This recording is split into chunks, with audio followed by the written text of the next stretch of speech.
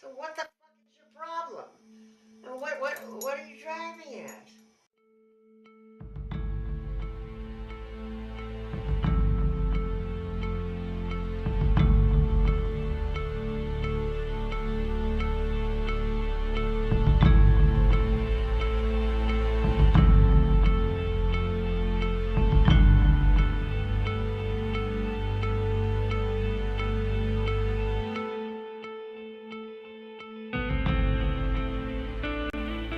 She was born February 4th, 1921 in Illinois to two Jewish immigrants, Harry Goldstein, who was a jeweler, and Marion Horwitz Goldstein, a homemaker.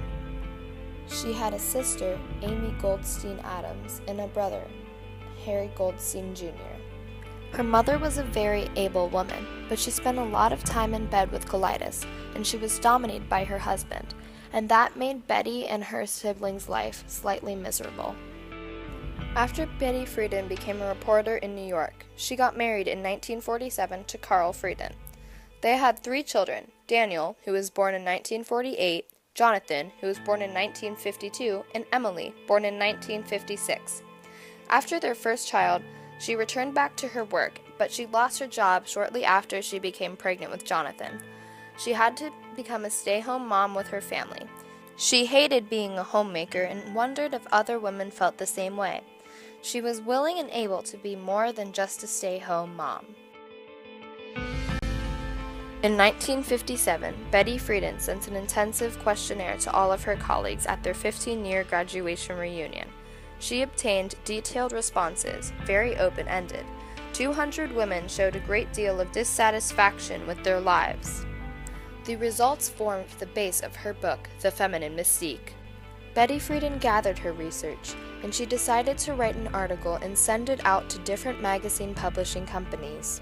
When many magazine publishing companies turned down her work, she decided the only way to get her information out was through writing a book.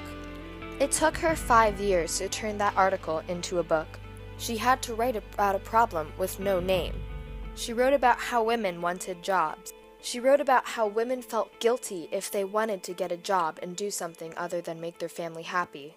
But eventually, in 1963, The Feminine Mystique became a book. Some people responded poorly to this book, and others responded quite positively. Friedan found out that many other women felt the same way as she did. People started to realize how women have been brainwashed to be happy with a husband and a child and staying at home. They were brainwashed into thinking that discontent women were abnormal and that they were supposed to be guilty.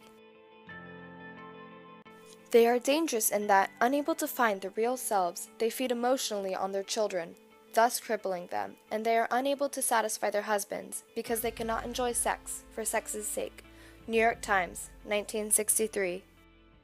Betty Friedan co-founded the National Organization for Women.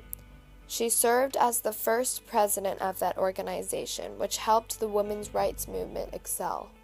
Betty Friedan also joined the EOC, the Equal Opportunities Commission. They ruled that airlines could not fire female flight attendants because they only got married or reached the age of 35. They also ruled that employment opportunities could not be advertised according to gender categories. Both organizations lobbied the passage for ERA, or the Equal Rights Amendment, which had been remained dormant since 1923 when it was first introduced by Alice Paul in Congress.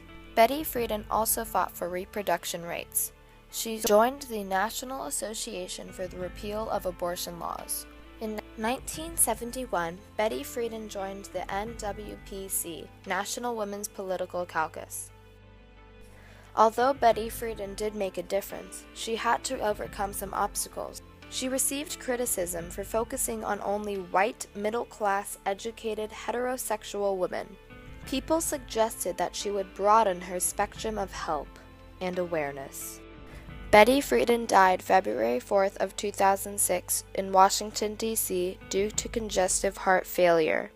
She is known as one of the first women to question the roles of society. She was one of the founders of the first women's rights organization. She changed American lives forever.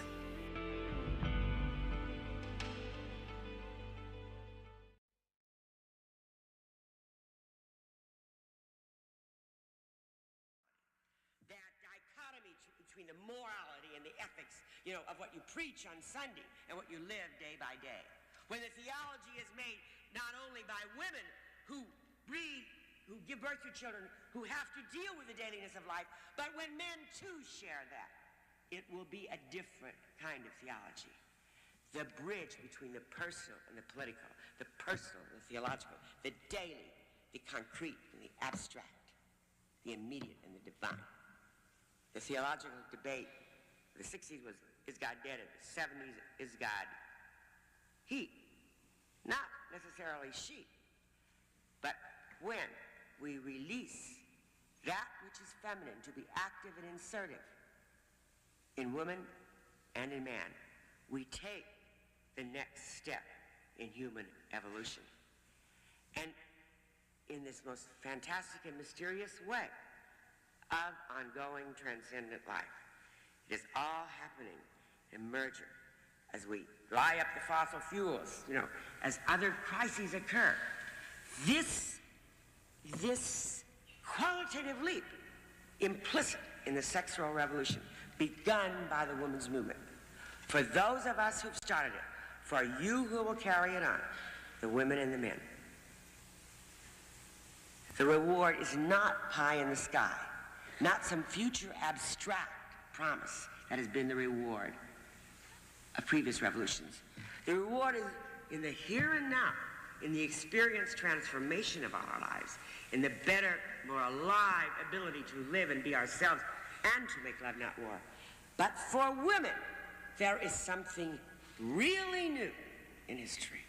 That for women, not just a few empresses and queens, but millions and millions of ordinary American women, for the first time, they know the unique human experience of transcending the finite daily bounds of their own life, of casting the net into the future, not just by giving birth biologically to a child, but by existential, confronting the conditions of their life and finding their power to move with each other to change them, changing the face of history, changing the agenda of history, changing the very possibilities of our life for our sons and our daughters. The human passion, the experience of making history, not just history. That is the reward for those of us who's done it. And no woman, no matter what the new problems she faces, and it isn't a happy ever after road, there are new problems each turn you go. No woman would ever turn back. I hope you go on to the new yes.